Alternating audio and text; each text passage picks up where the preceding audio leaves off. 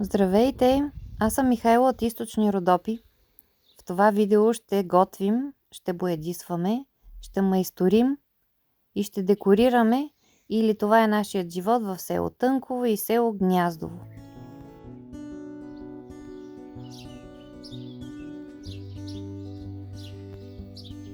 Ето така, докато си говорим с моите гости на верандата в село Гняздово, украсих тортичката, която след това си хапнахме за десерт.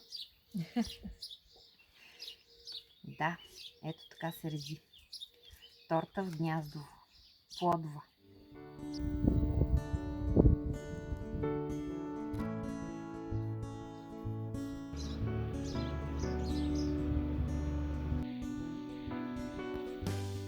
Преди известно време голямата ми дъщеря Габи с нейните приятели направиха беля в детската стая и повредиха едната от стените.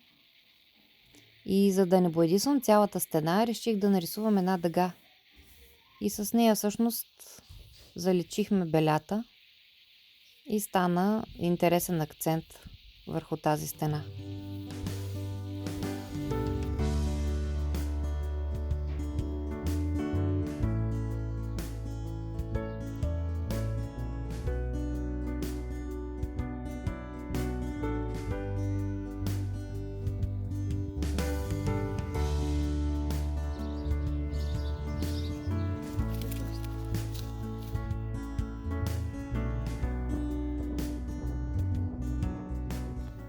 Това пластмасово рафче за обувки отдавна ме дразни и реших да го сменя с дървено, което изработих от останали ми дъски от различни други проекти в работилницата ми в село Тънково.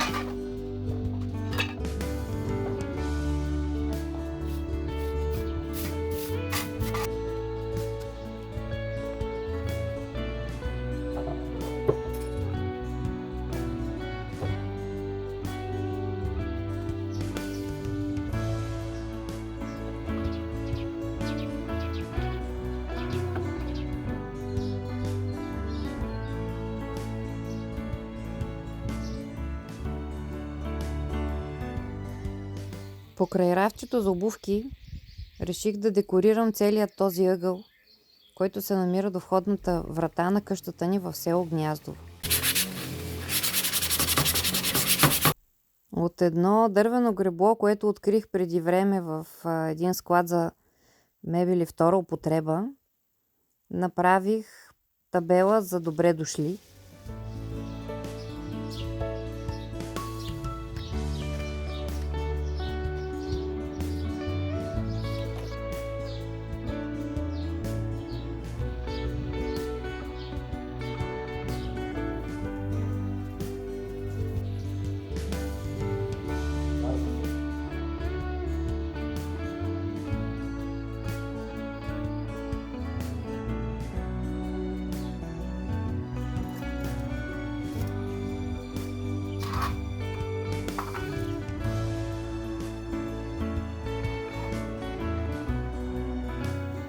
Заедно с Васко сложихме едно дървено рафче, което декорирах с две саксии с цветя и една хипарска табела.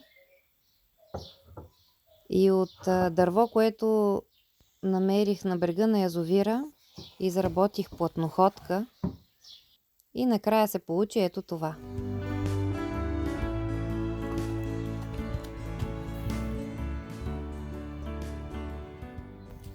В сезона на глухарчетата направих и мед от цветовете, рецептата за който ще дам в описанието към това видео. Преди близо 2 години отрязахме един огромен клон от черницата в село Тънково, който бях оставила да изсъхне и наскоро разбичих на талпи. Подготвила съм си ги да ги ползвам за различни неща, но една от тях реших да превърна в дъска за сервиране. Загладих я с фината шкурка на мултишлайфа и след това с ленено масло отгоре я запечатах и гравирах годината, да се знае. И е време да я тестваме.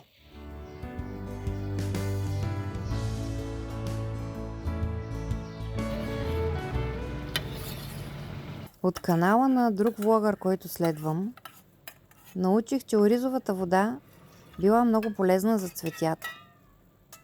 И затова ви споделям тази идея, когато миете ориза, да не изхвърляте водата, а да поливате с нея цветята.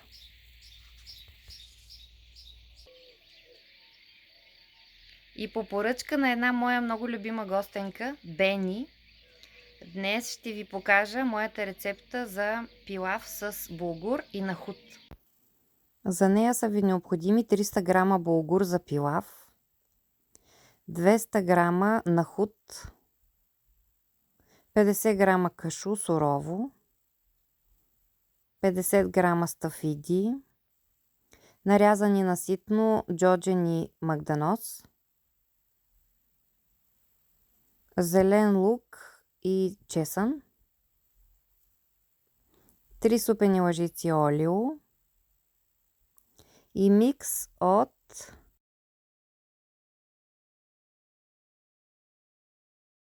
сваряваме булгура в сгорещена вода, загряваме олиото, запържваме лука и чесъна, добавяме стафидите и кашуто, разбъркваме, измиваме хубаво нахута, добавяме го и него, сварения булгур, подправките, накрая по-голяма част от зелените подправки и с останалото поръсваме отгоре.